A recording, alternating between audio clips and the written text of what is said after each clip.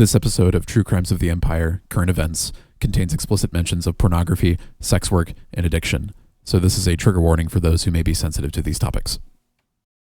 How's it going, man? Pretty good. How are you? Doing pretty good. Trying to just brush up on my current events and all that, you know? Chair back in. Oh, there he is. Yes, I can hear you. Nice. Amazing. Oh my God. There he is. Hey, Jared, run us through this. How does this happen every time? Like, you have to restart your computer before it just actually selects the right inputs? I don't know. It just okay, and for some reason I can't. So I have a Here, let me point my camera at it. So I have a. Anyway, I fixed that amp. The amp is fixed. I'm not going to get killed anymore. Nah, hell yeah. Yeah, Nice. It's fucking Not quite- expensive. Let me point a camera at it. There it is. See that? It's like a $3,000 Fender amp. It's really expensive. Yeah. It's made in America. So saying that, I found out Very this cool. guitar was made in America as well, which is pretty cool. Because I don't think most Fenders are even made in America anymore. No, usually So- Mexico or Japan. I got an Indonesian guitar lying around, but this thing's That's a This really thing must have cool. been- That's this is thing that must like have a been that's like a thin line telly? Yeah. yeah, it's a thin line telly. It's got a hole in it. Yep. Yep. Semi hollow body. That's very cool. Love that. That's funny. I have a shitty knockoff version I got. That looks so It was cool. like an impulse a couple weeks ago. I gotta get my guitar. Hang on. Like, nothing on that. Cocking. Yeah, guitar boys. This is guitar. This is the guitar. This is now a musician's podcast. I'm going to pretend I'm a musician, even though I've only been playing guitar for 6 months. But I mean, I saw you playing. You were doing good. thanks. I can't do finger picking type stuff yet. Like playing individual notes and playing like how you're supposed to play an electric guitar. I only do chords and bar chords. But Oh, okay. yeah, You What can do you definitely got? just do that. So Yeah. I've got. It's not a thin line. It's just a solid body, but it's similar. And I ripped off the pick guard because I just didn't like the. I think I wanted to like change the color of it at one point, but I was like, it, you know. But We do have like oddly similar tellies. Telly gang. Damn. yeah, that's very cool. That was the first one I ever bought with my own money. I was like, pretty proud of that. I think this amp's going to just ruin my hearing. I don't know why I brought it up. I brought it up into my room because I have air conditioning up here. But it's just like, it's so fucking, it's on the lowest setting right now. Listen to this. Oh my God, Yeah. My compressor microphone is like, that's able to pick it up too. Yeah. yeah. It's loud as shit. Anyway, I'll put it away now. That's really cool. We got to get together and play some music. I mean, they do have software for that. Like, there is a website. I can't remember the name of it off the top of my head, but I have an account there, and I know you can definitely like upload your music, and they make it really easy to collaborate. Like, you can just That's start really cool. doing takes over other people's stuff that they upload. You can collaborate that way. It's super cool. I've just never really gotten that into it. And then there's other ones that like you can. The way we're recording podcasts, you can just jam across the world together. Like, they just make sure you have a stable connection or whatever. That's really cool. How do you turn a tube amp off? You turn the standby off first, and then you got to You wait. can just turn them both off at the same time. Oh, okay. Yeah. It's really only important when you turn it on. All right. I'm pretty sure I figured out how I blew up the fuse. How's that? I was in a rush yesterday, and I was like practicing downstairs, and I got a call from my mum that she was out, wanted to go out for dinner or something. She was already there, so I was like, oh shit. And then I ran over to instead of turning it off properly at the thing I just turned it off at the wall. And it made a pretty loud noise when I turned it off at the wall, and I think Oh no. that might have I think that might have blown it up. It could have done that. It should. I mean, it shouldn't unless it was already something that was like about to happen anyway. But Right. a lot of times tubes just go.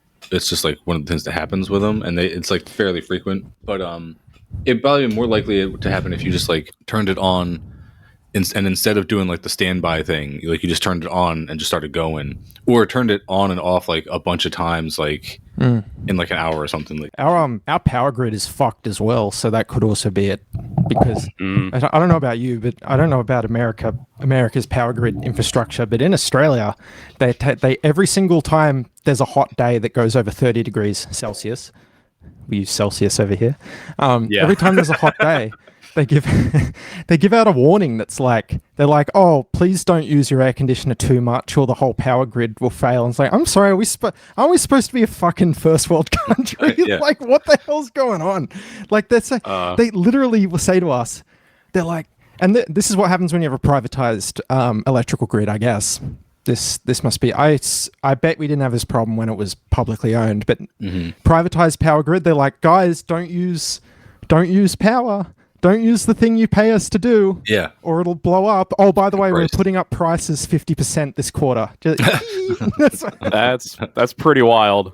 In Florida, I think it's a privately owned company as well that controls all the electricity. So, and shit just goes wrong all the time. And you've got, guys out there in those trucks where they, raise them up like 100 feet in the air to like fix up a power line or something. We have like rolling blackouts so often in Australia. Jesus. That's wild. During summer. Yeah, just from people running their air conditioning because it's hot. Which that must be that's the solution to climate change, by the way, is just sit inside and run the air conditioning, guys. You'll be fine. I mean, it will end up being that, unfortunately, but like it'll be 5% of the people who are here now doing that. It's just funny because they wouldn't even pitch that here in America, like trying to tell people just to cut back or not do it. They'd be like, fuck you, I will do it twice as much just to spite you. Like, there's no way. Speaking of those like power line trucks you're talking about, Joseph, I just saw. So like, since Jared and I we send a lot of reels back and forth in DMs, like just some of the wackiest shit. And I take note of all the things that like Instagram or TikTok or whatever the various algorithms try to drive me into. And it's like, you notice like they have, because I'm always making new accounts, first of all, because I'm either like getting banned or I like am making other accounts to like I made new accounts for this thing, for the new show or whatever. Yeah. But like once you do that and you start scrolling, it just starts showing you anything salacious just to see what you first click on, and then it can go from there. And it starts off with like weird things, like it'll be something random, like usually thirst traps. I think it'll try to determine your age, and it starts off with thirst traps. And if you don't bite for that, then it goes to like fight videos or like crashes and stuff, like extreme stuff like that. But the reason I even bring that up is because I saw someone plow into one of those guys who was on a bucket truck fixing like a road sign above a highway, and they just like smash into like the whole bucket that was like underneath the sign. Like they blew through this intersection, and it was wild. Like Instagram just like threw that in my face, like this guy in a bucket truck just falling out of it after he gets hit. I'm like, wow, okay, you're just like showing me, and this is not against any community guidelines, but the stuff I post is like for something like I'm not even gonna get into that whole thing that we're always doing. Like, Mike, have you considered being a racist though? Well, that's what it does try to do that. Like it'll start showing you like whatever video of foreign countries it looks like will make you angry that those countries exist. Even like they just try to make you. They try to make you racist, sexist, horny. Like they try to do all these things. Yeah. And if you just keep scrolling long enough and you get some political content, then it's straight up fascism. Like there's just straight up Holocaust denial. Like some of the worst, like straight up fascist shit I see on Instagram now. And it's like gotten much worse over the past year. Like with the new popularity of Reel since they've switched and made the pivot to video to follow TikTok. I have flat out reported people for calling other people, like a white person calling a black person the N-word in a post. And Instagram's like, this isn't against our terms of service. And I was like, Don't give a shit, okay. Dude. Yeah. I was like, what? Dude, I've gotten, I remember I made a comment. I was like, it was like some video of like a man doing something like obviously like super misogynistic. And I think I said some shit like, this is why we can't trust men to do anything really. It was like something kind of, misanthropic or whatever, or pretty innocuous though. Yeah, and Instagram took it down. They were just like, no, you can't say that. Mm-hmm. It's very much under the hood, kind of propping up patriarchal standards. Dude, the amount of incel bait and manosphere content on Instagram is fucking absurd, and it keeps getting recommended. Yeah, it keeps getting recommended to me. I'm like, bro, I have a girlfriend. I don't. Yeah, please this stop. Is not me. Yeah, this is not for me. This is for every other white man who lives in a Western country. All right. So I'm one of the few men who isn't an incel anymore. I don't know. It seems to me like being an incel is like, if you go by social media, being an incel seems to be the norm now. There's a lot of incel bait on Instagram. There's like so much where it's like just videos designed to tap into some like male rage, like insecure male rage, where it's like, oh no, this girl like did this thing and it made her boyfriend mad, or like she's obviously cheating. The ones where they find like the people on the street and it's like, oh, go through your phone and let him go through it, and she's like, no, I can't, and it's like stuff like that, and you'll look through the comments and it's like, I knew that she would fucking say that, or like, this happened to me too, man. She's for the streets, bro. She's for the streets. She's for the streets. She's for the streets. It's so bad. It's so It's bad, like- dude. It really is like such an obvious like vicious cycle too, and it's fueled obviously by the algorithm. Like the algorithm feeds on the rage. It's like all this sounds old hat, but like I can't remember who it was, like the handle, but this guy had a great video where he was like describing right wing indoctrination videos, like the whole red pill rabbit hole. And he's like, do you want to feel like you've never done anything wrong, like you've never said or been wrong in your entire life, and you never want to back down on your opinions, you just want to double down on everything?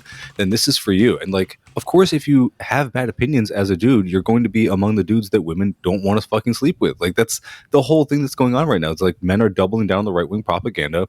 They voted for fucking Trump. They're listening to red pill incel podcasts that are telling them that they're super handsome and alpha males, even though they're fucking and they're awful. Like, it's just like all of this is bad. Like, and then it just keeps, it's just the self-defeating thing that they get into, and then they wonder why they just resent women. It's like, dude, if you just changed your mind, if you just fucking changed your opinions a little bit and started behaving that way, you don't have to be like a soy boy. Even like, there's not like, you don't even have to change things about your like aesthetic. Even like, I walk around and I'm perfectly fine in mixed company of like, I mean, people could easily confuse me for a chud, but like, I'm obviously not. Like, I have like good takes on imperialism. Like, if you just like do that kind of thing, it's not that hard. But it really, I think it is just hard for people to change their mind, as I keep encountering in every facet of life. It's wild. Yeah. The standard for soy boys is so funny because it's like, oh, you wipe your ass, you fucking soy boy, Right. beta cuck. Yeah. It's like, huh?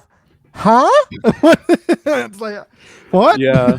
Yeah. It's for me, it's just like it's so easy to just like treat women like they're human beings. I mean, what's the golden rule? Treat people the way that you want to be treated. Like, I know it's basic, but you know, I feel like as a communist, even that should be like kind of a central idea, at least somewhat, you know, especially living in the South in the United States. There is so much just like ingrained misogyny. There's a lot of women that I encounter that have a lot of internalized misogyny as well. And, you know, they like put themselves down, or they put other women down in the same way that like a man would try to slut shame a woman, you know?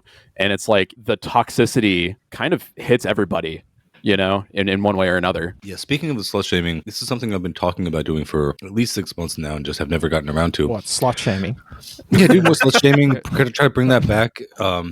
Do more of that on the leftist sphere. I think there's not enough of that going around on I white think male leftist podcasts. men are not. Yeah, wet men. So leftist men are not Wet men. problematic. This is Midwestern new Marxist has phrase. got you there. Sorry. Yeah, new phrase for leftist men. We're the wet men. That's what Hell they yeah. call it. The wet I mean, men. What does Chapo it was mean? always the dry boys. Let's take it back. We'll be the Yeah. wet men. We're the wet men. The dry boys versus the wet men. The ultimate. Let's start an old-fashioned Rugby like, match. radio feud. Yeah. What was I going to say? Oh, the Hold on, let me think real quick. So the reason I even brought up the sorry. wet men, Yeah. is because wait, now why was I even saying that? Damn it! All right, guys, do your thing. I'll try to remember. Sorry. Well, I forgot my thing now, so now we don't have a thing. Son of a bitch. We're out of things. I'll shut up. I just got diagnosed with ADHD like yesterday. And, Oh yeah, Really? Yeah, I thought you knew they that gave me already. these. I They knew gave me that these about meth you. pills. I don't know about you guys, but these. Dude, welcome could've to the told you, club, Jared. man. Welcome to the No, I'm club, kidding. man.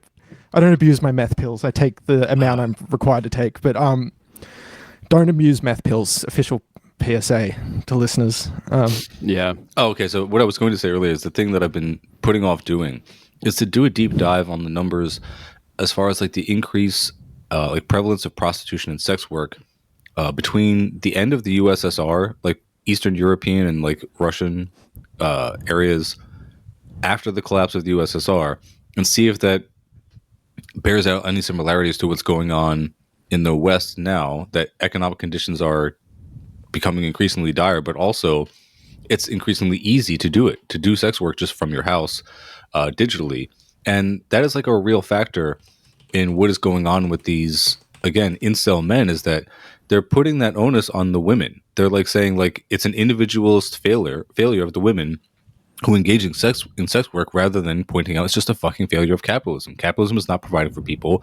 This is an obvious out for them, just like it is to like join the fucking army, which is like the obvious comparison that they always make too. If you try to like say that sex work, even from like the Marxist position, is exploitative and bad, and therefore we should like be giving sex workers money without the fucking sex work in return, like just because they are people who deserve to be able to live, as soon as you even suggest that kind of stance, people are like defending sex work from the liberal stance and saying it's empowering or whatever. And they're like, well, it's not any worse than joining the fucking army. It's like, I'm not suggesting doing that either. Don't go fucking join the army. Don't go work for Amazon. Don't go fight and lose your life or your wellness and your health for a fucking corporation or an imperialist overlord. Like, don't do either of those things. Also, don't do sex work for OnlyFans. It's like, don't do any of those things. Like, we should all be getting the fuck out of the imperialist country. That's what it all boils down to if we're going to do things on the individualist level.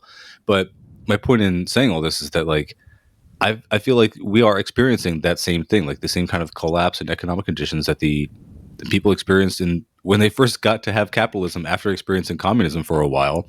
And we're going to see just more of that. We're going to see increased work, sex work, and then these men are going to continue blaming the women while they also buy the shit themselves and act like they don't, and then find themselves increasingly lonely because they will judge these women and not be with them simply because they have done OnlyFans at some point. It's like, good luck, bro. Like, you are not going to find any women like that anymore, not in these increasingly dire times. Yeah. I part of me is like, I would much rather be a sex worker than sell my soul to the military. Of course, yeah. You know? I was gonna say, if you don't have the thing with like sex work, which probably we should have a woman on to talk about it who knows more than we do, instead of be three white boys talking about sex work, being like, here's the thing about women, guys. That is true. That is true. But if you give people have more economic opportunities. If you have a choice of two equally paying jobs, right, and one of them involves having to have sex with people you wouldn't have sex with otherwise, and one of them involves just, I don't know, working a cash register at a shop or something, which one would you pick?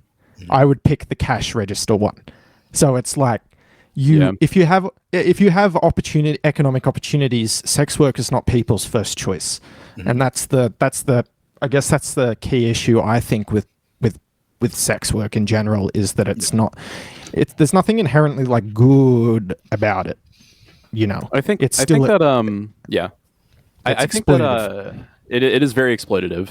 I think that, I mean, it's, when you're looking at it in terms of like labor exploitation and like what is the relationship between, the person providing the services and the people paying for it, and like who is making money from what. Specifically, like the pornography industry, it thrives under capitalism, doing what it does best, like it's, and like you were saying with Jared, with comparing like a standard wage slave position at like a grocery store versus being a sex worker, people would probably more likely choose the less like overtly objectifying position rather than the one that they are literally being used for their body at the most base form that you can kind of think of, other than like just straight up manual labor. The whole porn industry is like so fucked up and disgusting. I mean, that's just my opinion, but I feel like there's a lot of shit about that we don't talk about in like leftist circles, and especially like having like a female perspective on it. Like how do you feel being a woman and having all of this surrounding you?